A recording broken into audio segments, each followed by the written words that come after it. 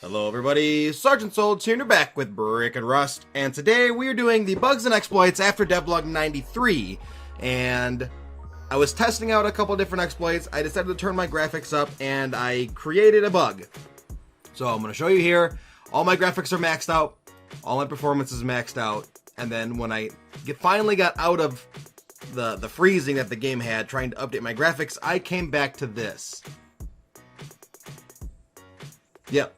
A ton of textures failed to load within the graphical area that I'm in. You can literally see this is a cube that I'm in, and all the textures in the sky didn't load within this cube. And then all the stuff on the ground here. I don't know exactly what happened.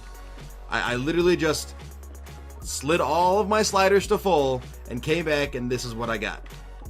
It's funny because you can see the shadowing is missing a texture too, or the light reflections or whatever that is. So I have to actually stop the recording and restart my game. But yeah, I figured I would at least show this in case someone else is having the problem. I'm going to attempt to do it again and recreate it, but it might be a one-time thing. If any of you are having this issue, please say so in the comments so that we can let the devs know that this isn't only a one-time thing, that this is actually a problem that more people are having. Okay, so apparently my microphone decided it was going to go ahead and corrupt the audio instead of allowing me to splice it in. So we're going to do a voiceover for this video. It's not how I wanted it, and I'm hoping I'll be able to get really close to the original. So the first bug we're going to look at is the clipping that happens around lakes. And as you can see, it looks a lot better here than it did in our previous episode of Breaking Rust, where it was the bugs and exploits after 92. Then it looked really bad. I don't know if it was actually fixed, or if that was a bad day, or if today's a good day, but I do know that this looks great, and I'll have no problems recording or streaming with it. So jumping down now. Whee! Okay, there we go. We're going to go in here, and I'm going to show you that soft side picking still works. Not only does it still work, but I've actually used it. On Thursday, right after the update, I was streaming on the Rustified server, and I actually raided 2 houses. I didn't use the soft side this way, I actually used the roof picking. Or not the roof, the floor picking. So that still works. Here we see soft side picking the wall still works, and now we're going to look at corner picking. And I missed. And there it goes. Still works. So for those of you that are still wondering about how to do it, go ahead and check out the comprehensive guide that we did about a week ago. That'll go ahead and explain to you how to do all the different types of soft side picking. The next bug or exploit we have, I think this one's technically an exploit, is allowing you to build foundation steps over a foundation. Now, not exactly game breaking, but for those of you that like to protect your stairs, it could be pretty useful. Next up, we're going to go ahead and get a bed out of the admin inventory, and the original issue with this one was you just couldn't put a bed anywhere. Even if it was a 10 by 10 foundation setup, the bed just was red the whole time, and when it did go blue, half of the time it didn't place, and the times that it did, it was so hard to get that blue spot that you just gave up and put a sleeping bag down. So now it's fixed. Very, very exciting. So dipping into the rifle range that we did our how-to Rust video in, we're going to now look at campfires and furnaces. Yes, the loot UI is still broken. This is actually a Unity issue. It was addressed in the DevBlog, so if you missed it, go ahead and check that out. From an undisclosable source, I heard that Gary actually gave some of the Unity developers keys to the game so that they can get into the game and look at it themselves, which is really cool. Because it means that, you know, he's willing to do whatever it takes to get this stuff fixed, which I think is cool.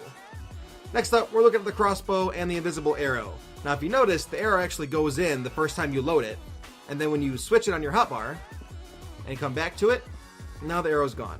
So a lot of people thought this was really originally fixed, and it's not. The arrow's still invisible. It's not too big of a deal. However, if you're on a server that doesn't have a crosshair on it like this one does, and you need the arrow to aim the crossbow, you're probably going to have a hard time. So, I mean, as you can see here, Crosshair is pretty good, but it's a creative server, so it doesn't really matter. But without that arrow, I could see it being very, very difficult. So, did I get the bullseye? I sure did it. That's okay.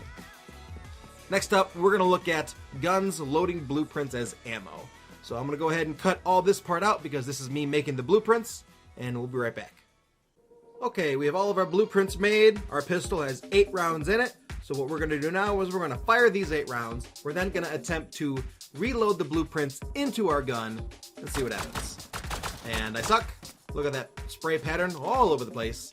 Now we reload. Originally, this is when the blueprints would go into the gun, but they didn't. They're still on my hotbar there. And if you look in the inventory, I have 992 pistol rounds. That means that the 8 actually came out of that stack of 1,000. Okay, so I'm running the beaches right now because I'm trying to find the small pieces of stone and pieces of wood that you could pick up on the beach here normally. And I heard that it was fixed and that they were no longer invisible. A lot of people thought they were actually removed from the game entirely. But no, apparently they were just invisible. They were still there. But I can't seem to find any. And normally this is the kind of spot that you'd find a whole bunch of them. Like all over these beaches and whatnot by the shallow water.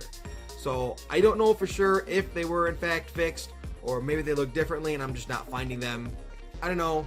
But that was supposedly fixed. So if you guys find any, please let me know in the comment section. Or if I'm just looking on the wrong spot, but it's fixed, please let me know that as well. So, Sergeant Solge, Brick and Rust, and we're looking at bugs and exploits after DevBlog 93. And I know I missed a whole bunch of them.